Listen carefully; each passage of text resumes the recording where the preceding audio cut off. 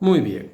Eh, esta, esta práctica, que desde la sede del imperio se realizaba con relación al cristianismo, hizo que en muy poco tiempo el clero cristiano gozara de una gran capacidad económica, que fuera usufructuario de edificios que les dio el emperador para poder realizar su culto, las basílicas famosas, ¿verdad? Recuerden que la basílica, que nosotros la conocemos como designando a los templos cristianos, las basílicas son edificios de origen civil administrativo romano, porque era donde funcionaban los tribunales de comercio, ¿verdad?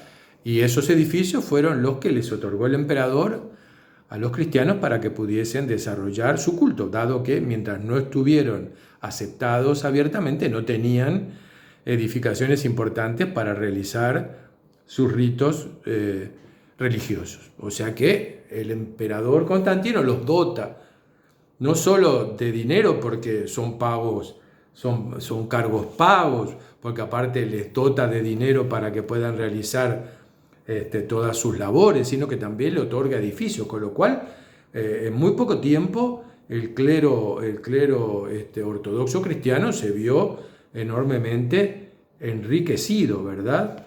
A tal punto que incluso el emperador, como tenía la bolsa del dinero, obviamente tenía mucho poder en la digitación de los cargos, de a quién nombraban acá o a quién dejaban de nombrar, dado que era el que manejaba el aspecto económico, ¿verdad? Así que bueno, y por eso él prefería que quien subiera a estos cargos fuera gente que no tuviera poder económico o que no fuese de clases altas para poderlos manejar mejor, dado que era él y su dinero el que los entronizaba en esos cargos, ¿no? Así que muy bien. Así que de esta forma, como dice John, el Estado ya actuaba de forma discriminatoria, ¿verdad? Porque prefería dejar de lado las clases pudientes para llegar a estos cargos y apoyarse en clases de menor prestigio. Por eso, el historiador Amiano nos cuenta, por ejemplo, que en la época de Constancio II, que fue un emperador posterior a Constantino, Constancio permitía que el clero usara gratis el sistema de transporte imperial cuando realizaba viajes de carácter oficial.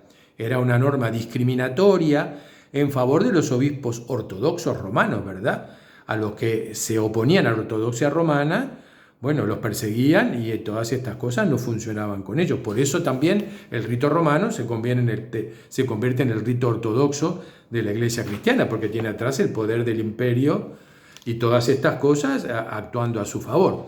Amiano nos dice que esta práctica de utilizar el transporte público pago por el imperio, Amiano dice que llevaron a la quiebra el servicio de viajes porque viajaban en hordas a infinito número de sínodos, con lo cual garantizaban que la ortodoxia romana siempre tuviese la mayoría.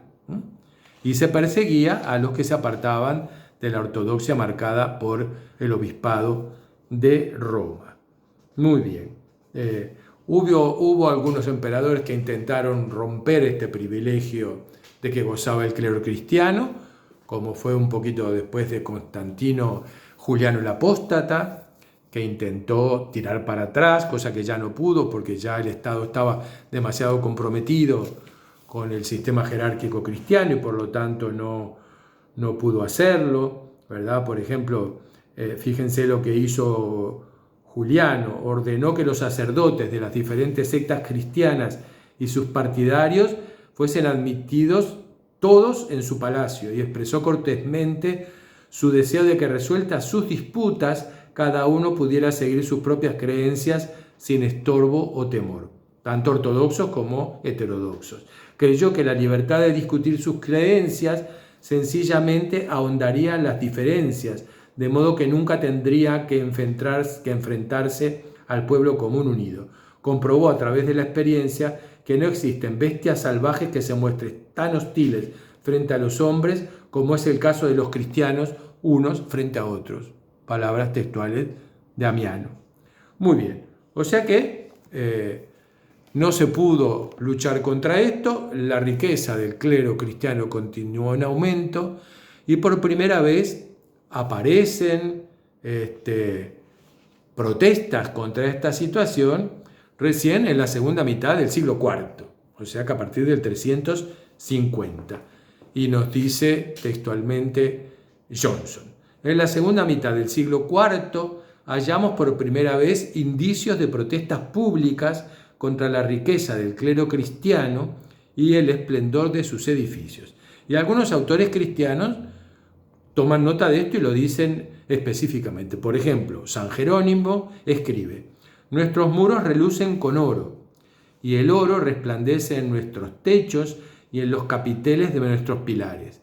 Pero Cristo perece a nuestras puertas en la persona de sus pobres, sus desnudos y sus hambrientos. O sea que había padres de la iglesia que notaban esto. Pero así como morían los pobres a la puerta de esas iglesias lujosas, moría gente con mucho dinero que legaba todo a la iglesia y la continuaba enriqueciendo, ¿verdad? Las mujeres, sobre todo las mujeres viudas de las grandes familias patricias, la gente que tenía mucho dinero, donaba a la iglesia para asegurarse el pasaje a la eternidad y el poder superar el juicio de Dios, ¿verdad? O sea que había que aligerarse de riquezas que eran las que impedían, entre otras cosas, entrar a la vida eterna, ¿verdad? Así que bueno, poco a poco esto se intentó ponerle coto, no se pudo, siempre tenemos una paradojal relación entre la iglesia institucionalizada cristiana y las riquezas materiales, una situación que, como ven, desde el principio está planteada y que va a provocarle a la iglesia serios cuestionamientos hasta el día de hoy. Recuerden simplemente la Reforma Protestante, cuando Lutero y Calvino inician el movimiento de reforma.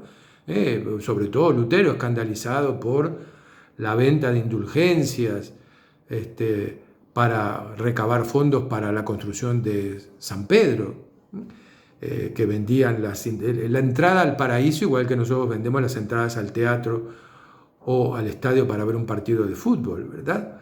Y recuerden siempre esa paradoja brutal entre una iglesia que tiene y que maneja el mensaje de un fundador que vivió y murió en la extrema pobreza, que predicó la pobreza y el amor al prójimo como regla máxima, en una iglesia institucionalizada que rebosa riquezas por todos lados y en forma continua. Bueno, ese tema hasta el día de hoy sigue siendo un punto crucial, a tal punto que incluso los pocos momentos en que la iglesia reivindicó esta pobreza original, como en el caso de San Francisco y de Santa Clara, ¿verdad? Fueron episodios aislados de la historia de la iglesia. Bueno, después de San Francisco, hoy por primera vez tenemos un papa que recoge su nombre, Francisco, ¿verdad? Y que junto con su nombre recoge una apelación a todo lo que significó el mensaje evangelizador y apostólico de Francisco, ¿verdad? Que se despoja de todas sus riquezas materiales y se dedica a la iglesia de los pobres, ¿verdad?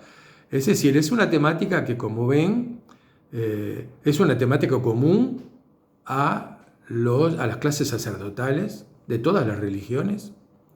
Casi siempre han tenido esta problemática porque siempre el templo fue el depositario de las ofrendas de los fieles. Y las ofrendas siempre fueron riqueza. Ya fuese en la antigüedad, cuando las ofrendas eran en granos, o en bebidas, o en hogazas de pan, o en lo que fuese, ¿verdad? Y los templos tenían amplios territorios que les proporcionaban unas rentas agrícolas enormes. La tenían en Egipto, la tenían en Mesopotamia, la tendrán posteriormente en la Edad Media cristiana.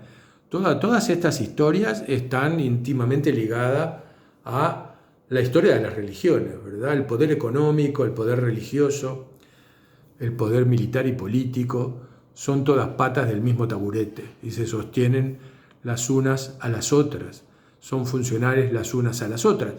También de ellas derivan las problemáticas que en el seno de las diversas religiones, de las diversas culturas, de las diversas sociedades, se originan cuando alguna de estas patas funciona mal. Y siempre funciona mal alguno. Cuando no es el poder político, es el poder militar. Cuando no es el poder militar, es el económico. Cuando no es el económico, es el religioso. ¿Por qué? Porque están en manos de hombres. Y el hombre es un ser falible, es un ser corrupto, corruptible y en última instancia muchas veces egoísta, que busca su interés personal por encima de todas las cosas. Eso es tan viejo como el agujero del mate, y como nosotros vemos, la historia de la Iglesia cristiana desde el inicio lo tuvo planteado. Los gérmenes de sus propias problemáticas estaban ya desde el principio, estaban ahí. Y no se las inventó tampoco la Iglesia cristiana, estaban ahí desde antes, ¿verdad? Estaban en el sistema que esas culturas antiguas utilizaron para conformarse. Están tal vez en la propia mentalidad del hombre cuando organiza su mundo con estos elementos. Bueno, es una historia que ha pasado siempre, que pasa hoy y que seguramente seguirá pasando, quién sabe hasta cuándo. Esta jerarquía eclesiástica, entonces, sumamente fortalecida por la tolerancia imperial, sumamente fortalecida por el apoyo imperial, porque rápidamente el imperio comprendió que, ya que entronizaba de alguna manera al clero cristiano, debía perseguir a los que se oponían a esta propuesta. La que se oponía en el mundo pagano, fuera de la cristiandad, pero también la que se oponía dentro de la propia cristiandad como vías heterodoxas a lo que se va convirtiendo poco a poco en la ortodoxia romana. No se olviden que en el cristianismo el rito imperante es el rito romano, que se asienta sobre todo en esta jerarquización e institucionalización de su iglesia y también en la definición del dogma, en la definición de su dogma trinitario, que siempre va a dar serios problemas de aceptación, sobre todo en las iglesias orientales. La no aceptación del trinitarismo, de alguna forma, va a llevar también en el año 1000 al cisma de las iglesias de Oriente, que se van a separar de la ortodoxia romana.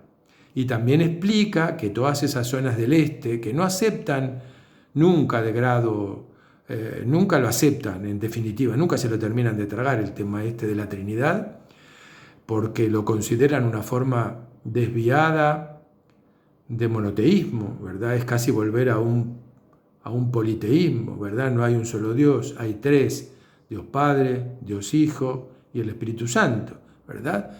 Eso explica también que cuando aparezca el mensaje del Islam, que es radicalmente monoteísta, al igual que el judaísmo, el Islam se pueda hacer dueño rápidamente de todas las tierras del este mediterráneo y del norte africano, que fueron los lugares donde la reforma cristiana de este monoteísmo de la Trinidad no fue nunca aceptada totalmente. O sea que, como vemos, en el propio proceso de conformación de la Iglesia cristiana están los gérmenes de los problemas que va a tener luego.